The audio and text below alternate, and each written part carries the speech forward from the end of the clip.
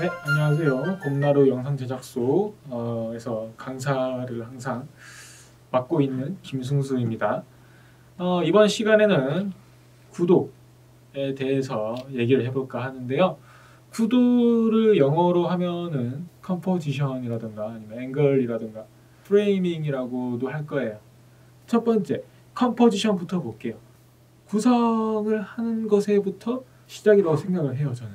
화면에 있어서 내가 어떤 피사체를 넣을 것인가 뺄 것인가 어떻게 담을 것인가 이게 궁극적으로 구도란 말이죠. 또 다른 말 앵글 역시도 각이잖아요. 각. 내가 이 강의 영상을 지금처럼 45도 대각으로 딸 수도 있고 또 정방향으로 딸 수도 있겠죠.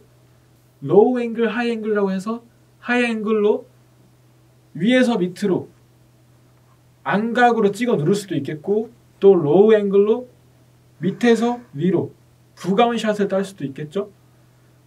이게 앵글의 영역이고요. 세 번째, 프레이밍의 영역. 무엇을 자를 것인가? 결국에 여러분들이 보시는 것은 프레임이다. 내 프레임 안에 어떤 걸 배치시킬 것인가? 이게 프레이밍의 영역이거든요. 사실 이 세 가지 뜻만 정확히 알고 계셔도 한 절반 이상 성공한 촬영이라고 생각을 합니다. 그래서 오늘 다뤄볼 거는요. 구도를 잡는 데 있어서 아주 기초적인 것 위주로만 알려드릴 거예요. 여러분들이 기초를 알고 계시면 그것을 응용하는 것은 여러분의 몫이라는 것이죠. 가장 첫 번째로 알려드릴 것이 피사체가 인물일 때는 두 가지 룸을 굉장히 강조를 많이 합니다. 첫 번째가 헤드룸, 내 머리 위의 공간들. 두 번째가 노즈룸, 내 코 앞의 공간들. 예시로 보여드릴게요. 헤드룸이 많을 때와 적을 때, 또 노즈룸이 많을 때와 적을 때, 혹은 적당할 때 어떤 느낌을 주는지 잠시 예시 영상 보겠습니다. 먼저 헤드룸이 많을 때인데요. 헤드룸이 많을 때는 어때요? 지금 공간이 제 머리 위에 있는 천장이 제 머리를 누르고 있는 듯한 느낌이 날 거예요. 답답하죠? 이거를 이제 조금 더 심리학적인 측면까지 접근한다면 클로저라고 해가지고 마치 윗공간이 인물을 누르고 있는 느낌이 나기 때문에 헤드룸이 많게 되면은 쉽게 말해서 못생기게 나와요. 인물이 작아 보이는 거예요. 인물이 위축돼 보이고. 우리가 영화적으로 혹은 스토리텔링을 하는 데 있어서 그 사람을 굳이 심리적으로 위축되게 할 생각이 없다면, 그런 게 아니라면 헤드룸을 굳이 많이 가져갈 필요가 없다는 거죠. 두 번째, 헤드룸이 너무 적을 때도 볼게요. 머리가 잘리게 되면 또 어떤 느낌 나요? 딱 봐도 뭔가 아마추어스럽죠? 왜 그럴까요? 우리는 우리 몸 일부가 잘리는 것에 있어서 우리도 모르게 어떤 불안감을 가지게 되어 있습니다. 따라서 우리 몸에서 가장 중요한 머리 부분이 살짝 잘려버리게 되면은, 혹은 답답하게 되면은 우리도 모르게 불안감 가지고 초보적인 구도가 되는 거예요. 이것 또한 이제 영화에서는 굳이 이걸 이용하는 경우도 있긴 한데요. 인물이 상당한 불안감을 느끼고 있을 때, 긴장감을 느끼고 있을 때, 그럴 때는 헤드룸을 일부러 굉장히 바타이 가거나 혹은 살짝 잘리게 만들기도 해요. 근데 그게 아니라 일반적인 촬영에서는 적당한 헤드룸, 지금 보여지죠? 적당한 헤드룸을 갖는 게 좋습니다. 그러면 적당한 헤드룸은 어느 정도인가요? 질문할 수 있겠죠? 그거는 모르겠어요. 제가 이거를 수치로 화면 상에서 3cm에서 5cm 정도 띄우면은 적당한 헤드룸입니다라고 하는 거는 좀 웃긴 이야기인 것 같아요. 상황에 따라서 달라요. 샷 사이즈에 따라 다르고요. 내가 예를 들어 타이트 샷으로 여기까지만 건다고 했을 때 헤드룸은 풀샷, 와이드샷, 내 몸 전체가 나왔을 때랑 타이트로 갔을 때랑 헤드룸이 달라져야 돼요. 타이트로 갔을 때는 헤드룸이 그만큼 적게 필요해도 되고요. 또 와이드로 빠졌을 때는 그만큼 많은 헤드룸이 필요합니다.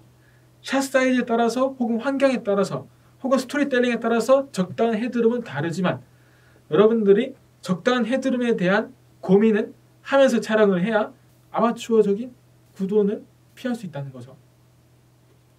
그 다음에 노주름. 노주름도 마찬가지 영역이에요.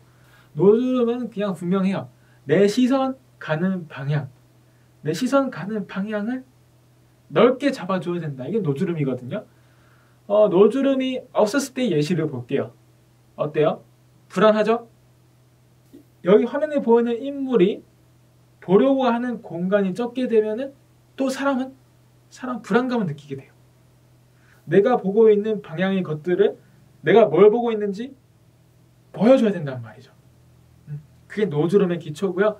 근데 이 노주름 같은 경우에도 물론 과유불급이라고 과하면 좋을 리 없습니다. 대신 노주름이 과한 영상 보고 있을 텐데요. 뭔가 조금 이상하죠? 그 다음에 이번에는 노주름을 한 절반 정도 화면에 딱 가운데 갔을 때 영상 보고 있을 건데 이것 또한 뭔가 애매하단 말이죠. 그래서 인물의 프로필 측면을 따고 있을 때는요. 노주름을 인물의 배치를 화면상에서 가운데보다 살짝 노주름을 더 준다는 느낌으로 구도를 잡는 게 베스트가 되겠죠. 그 영역에 있어서 말씀을 드릴 수가 있는 게 또 3분할 선. 지금 화면에 선을 제가 끄어놨을 거예요. 3분할 선이라고 해가지고 화면 프레임이 있다면은 프레임을 가로로 3등분 선을 긋고 세로 3등분 선을 그어서 3분할 선을 만드는데요. 그러면 총 9개의 공간이 나오죠.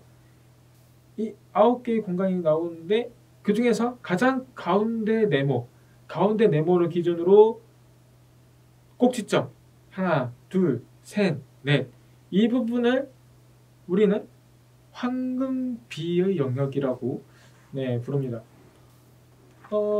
이 네 가지 포인트에 있을 때에 가장 피사체가 안정감 있어 보이고 또 피사체를 향해 우리 시선이 간다고 하죠. 그런 법칙이 또 있다는 것. 화면의 구도를 잡는 데 있어서 참고해 주세요.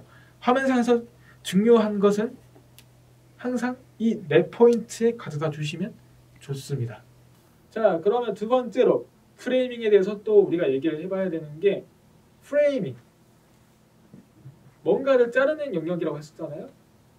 그러니까 우리 인체 어딘가를 잘라야 될 때 어떻게 잘라야 잘 잘랐다고 소문이 날 수 있는지에 대해서 얘기해 볼 거예요. 먼저 잘못된 예시부터 보여드릴게요. 자, 아까 잠깐 설명드린 얘기인데 우리도 모르게 화면에 인체가 어딘가가 잘려 있으면 불안감을 느낄 수밖에 없습니다.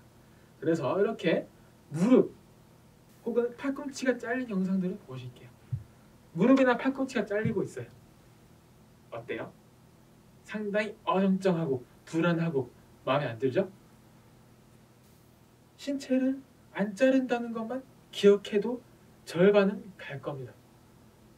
그게 바로 기초적인 프레이밍이고요. 두 번째로 이왕이면 조금 더 예쁘게 자를 수 있는 포인트를 찾아보자. 바스트, 웨이스트 이런 식으로 샷 이름이 생겨나게 되고 풀샷부터 볼게요. 가장 넓은 사이즈부터 풀샷 지금 보여주고 있죠. 지금 이 강의 영상도 풀샷의 일종이에요. 풀 말 그대로 다 보여주면은 풀샷입니다. 발끝부터 머리끝까지 사람이 다 나오고 있으면 풀샷이고요. 그리고 풀샷일 때 적당한 헤드룸도 한번 봐주세요. 그 다음에 한 사이즈 들어올게요. 니샷이라고 부르는데요. 이 니샷은 무릎샷인데 그래서 무릎보다 살짝 위에 혹은 무릎 절반 지점까지 올라온 거를 보통 우리가 니샷이라고 불러요. 이 샷은 요새는 잘 안 쓰여요. 이게 언제 쓰이던 샷이냐 하면은 서부 영화 많이 나오는 시대 여기 허리춤에 찬 총을 보여주기 위해서 우리가 니샷을 많이 썼었는데 요새는 사실 이거 보여줄 필요가 없죠. 더군다나 약간 허벅지에 대해 컴플렉스가 있는 사람은 괜히 허벅지를 돋보이게 만드는 샷이 될 수도 있겠고요. 지금 보시는 게 웨이스트 화면인데요. 웨이스트는 말 그대로 여기 허리춤에서 자르는 걸 웨이스트 샷이라고 합니다. 우리가 흔히 방송에서 많이 쓰이는 샷인데요. 이 역시 이렇게 허리를 중심으로 해서 완전히 골반까지 이렇게 자르는 정확히 몸을 2등분 내라는 말은 아니고요. 그거보다 살짝 더 올라와서 자연스럽게 따라하는 말입니다. 웨이스트. 배꼽 부분쯤이라고 하면 되겠네요. 배꼽 부분쯤. 이 웨이스트 샷 굉장히 편안하죠? 왜냐? 인체의 어떤 관절도 잘리고 있지 않기 때문에 이 웨이스트 지금 방송이나 영화에서 많이 쓰이고 있는 샷의 일종이죠. 이 웨이스트를 다른 말로는 미디엄 샷이라고도 부르기도 할 거예요. 어떤 인체를 찍는 데 있어서 가운데 부분. 자, 이번에는 한 사이즈 더 들어올게요, 감독님. 자, 바스트. 말 그대로 내 가슴팍 부분을 따는 샷이죠. 실질적으로 내 갑이뼈 살짝 아랫부분에서 혹은 그 어간에서 프레임이 된다고 생각하시면 되고요. 이것 또한 방송, 영화에서 많이 쓰이고 있는 샷이죠. 왜 많이 쓰일까요? 그 이유는 즉슨 풀샷이 인물과 함께 서 있는 배경 정보가 두드러지는 샷이었다면 이 바스트 샷은 피사체, 인물한테 좀 더 포커싱이 된단 말이죠. 배경 정보보다는. 따라서 인물의 표정 혹은 인물의 대사, 인물이 강조돼야 될 때 쓰는 샷이 바스트 샷이라고 할 수가 있겠습니다. 풀샷은 배경 정보가 주가 돼야 될 때 풀샷으로 가시고, 그 다음에 인물이 메인이 돼야 된다. 그럼 바스트로 가시고, 혹은 그 중간 어디쯤인 것 같다. 이러면은 미디엄 샷을 쓰시는 것도 괜찮을 것 같죠? 자, 그럼 이어서 미디엄 클로즈업. 클로즈업은 제가 별도의 설명 없이 그냥 영상 예시로 보여드리도록 할게요.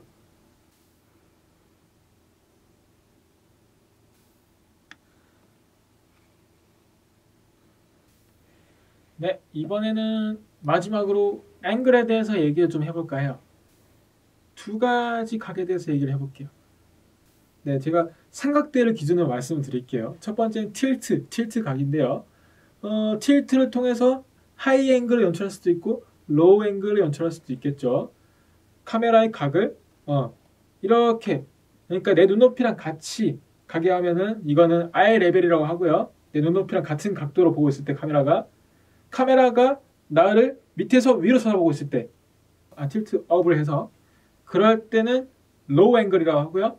반대로 카메라가 고개를 떨구고 있을 때, 카메라가 위에서 나를 찍어 눌러서 보고 있을 때, 그때는 하이 앵글이라고 합니다. 높은 데서 찍는다고 하이 앵글이에요. 네, 이 세 가지 틸트로 연출할 수 있는 세 가지 각이 있는데요. 아이 레벨 혹은 로우 혹은 하이. 로우로 가게 되면은 기본적으로 커 보이죠. 그리고 사람이, 장점을 말씀드리면은 키가 커 보이고 뭔가 사람이 좀 있어 보이고 그런 효과는 가져갈 수가 있어요. 그런데 좀 더 극적인 로우 앵글로 내려가게 되면은 어때요? 무서워 보이죠. 아이 레벨은 우리가 흔히 보고 있는 앵글이니까 제가 굳이 설명 보태지 않겠습니다. 가장 편안한 앵글이에요. 아이 레벨. 말 눈높이죠. 가장 편안한. 우리 시청자랑 나랑 뭔가 동등한 위치에 있는 것 같은 느낌을 주고 싶을 때, 그럴 때 아이 레벨을 쓰는 게 좋겠죠. 그 다음에 카메라가 위로 올라갔을 때, 나보다 위로 올라가면 어떻게 돼요? 내가 작아 보이겠죠? 광학적으로. 영화가 아니라 일반적인 영상에서는 딱히 그렇게 쓰고 있는 구도는 아니에요. 왜냐, 사람이 못생겨 보이니까, 사람이 없어 보이니까. 그런데 저처럼 여러분과 소통을 하고 싶을 때, 여러분보다 뭔가 조금 낮은 위치에서 소통하고 싶을 때, 그럴 때는 이 하이레벨을 조금 이용해 볼 수도 있을 것 같네요. 이번에는 삼각대를 좌우로 돌렸을 때 패닝에 대한 얘기를 해볼까 해요. 먼저 인물을 정면에서 찍었을 때, 45도 대각에서 찍었을 때, 30도에서 찍었을 때, 90도에서 찍었을 때 각각 느낌이 다 다르단 말이죠. 제가 그냥 딱 추천하고 싶은 거는 정면으로 찍지 마세요. 어떤 인물이든 간에 설사 그 사람이 원빈이라 할지라도 정면에서 웬만하면 따지 마세요. 영상에 따라서 그 사람이 영상 속에서 전달하고자 하는 메시지가 굉장히 강력하고 혹은 강력해야 한다면 정면 샷을 활용해 볼 수 있겠지만, 그게 아니라면 굉장히 부담스러운 영상이 되게 됩니다. 그래서 제가 추천드리는 거는 한 15에서 30도 정도 대각, 지금 제가 서 있는 것처럼요, 앉아 있는 것처럼 대각에서 인물을 받아주는 게 가장 예쁠 것 같고요. 45도, 90도로 넘어가게 되면은 사실 또 다른 문제가 생겨요. 얼굴이 나오면 안 돼서 신변을 보호해야 돼서 그렇게 얼굴을 보여주면 안 되는 상황이 아닌 다음에야 45도 90도로 가게 되면은 시청자는 인물의 얼굴이 아닌 인물의 옆모습을 보면서 영상을 보게 되는데 그러면은 시청자들은 굉장히 짜증이 나기 시작하는 거죠. 저 사람은 어떻게 생겼을까 궁금하게 되고 그래서 제가 추천드리는 각도는 15에서 30도 정도 약간 사선에 있는 약간 이런 느낌 이해되시죠?